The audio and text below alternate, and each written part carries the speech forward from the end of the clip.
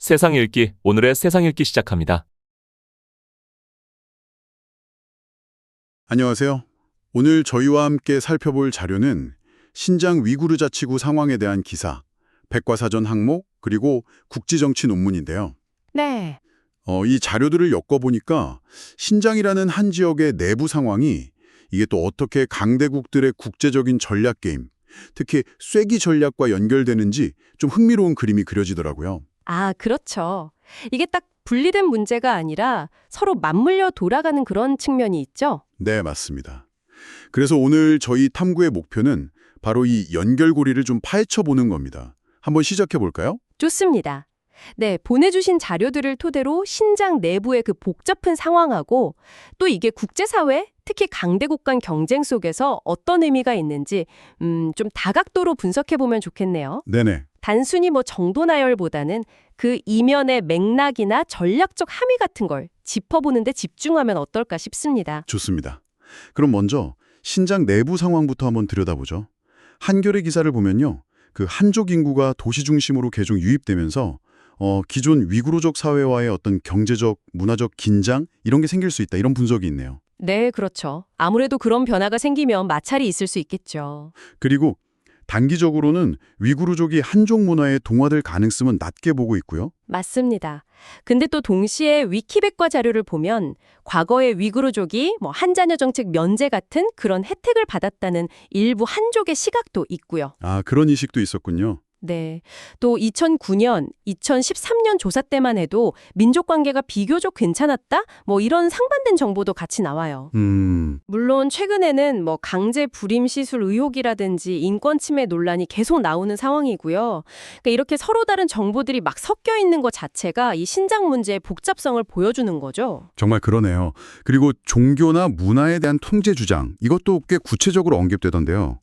돼지고기를 강요한다거나 모스크 출입을 제한한다거나 특정 이슬람식 이름 사용을 금지한다거나. 네네. 근데 여기서 제가 좀 흥미롭게 본 지점은 같은 무슬림인데 후이족과는 좀 다른 대우로 받는다는 부분이었어요.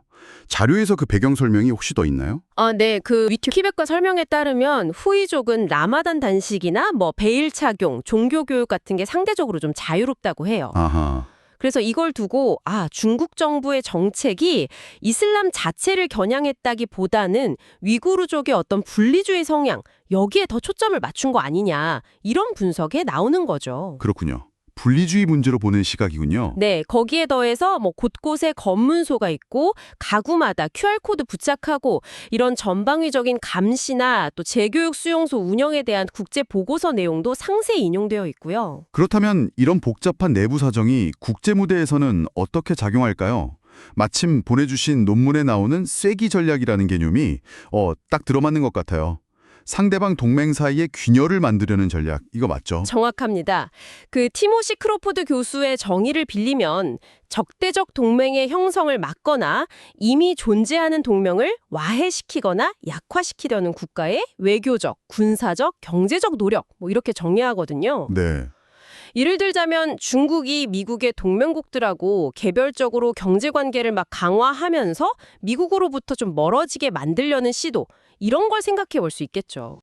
신장 문제와 관련해서 보자면 중국이 이슬람 국가들과의 관계를 좀 관리하고 또 상하이 협력기구 SCO라고 하죠. 네, SCO. 그걸 통해서 테러리즘 공동 대응이다. 이런 명분을 내세우면서 외부 비판의 여지를 좀 줄이려고 한다. 이런 분석도 같은 맥락으로 볼 수 있겠네요. 그렇습니다. 더 나아가서는 해외 거주 중국인 커뮤니티나 유학생들을 통해서 다른 나라 정책에 영향을 미치려는 중국의 통일전선 활동 같은 것도 있지 않습니까? 네네. 이것도 넓게 보면 하이브리드 간섭의 일환이자 쐐기 전략으로 볼 수 있다는 거죠. 논문에서도 그 호주 정치인 사례를 언급하면서 이런 방식의 영향력 행사를 지적하고 있고요. 그렇군요. 반대로 그럼 미국 입장에서 보면 그 동맹국들한테 화웨이 장비 쓰지 말라고 요청했던 거, 이게 대표적인 대응 사례일까요? 그렇죠. 대표적인 사례죠.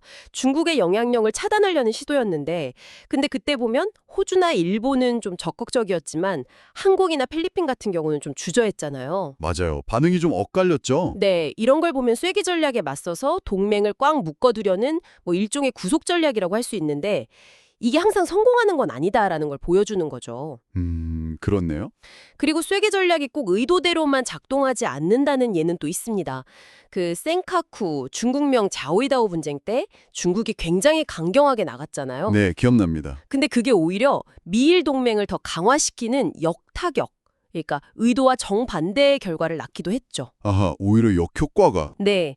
결국 이 신장 문제는 인권이라는 그 본질적인 차원도 물론 중요하지만 그 외에도 미중 경쟁 구도 속에서 서로의 동맹을 흔들거나 혹은 더 다지려는 아주 복잡한 전략적 게임의 한 요소로 작용하고 있다. 이렇게 볼 수 있는 겁니다.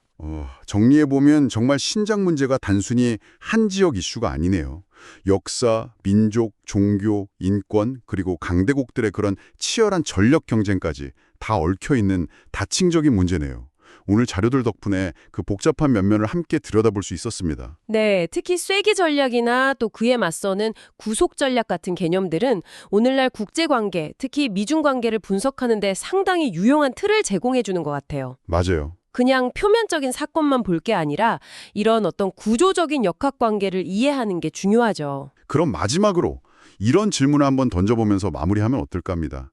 신장 문제처럼 한 지역의 내부 문제가 이렇게 국제적인 논쟁거리가 되고 또 강대국들의 쐐기와 구속 전략이 막 교차하는 그런 상황에서 그 사이에 위치한 다른 국가들은 과연 어떻게 자신들의 입지를 확보하고 또 길을 찾아 나가야 할까요? 정말 어려운 질문이네요. 네, 아마 이건 앞으로도 저희가 계속해서 고민해야 할 그런 숙제가 아닐까 싶습니다.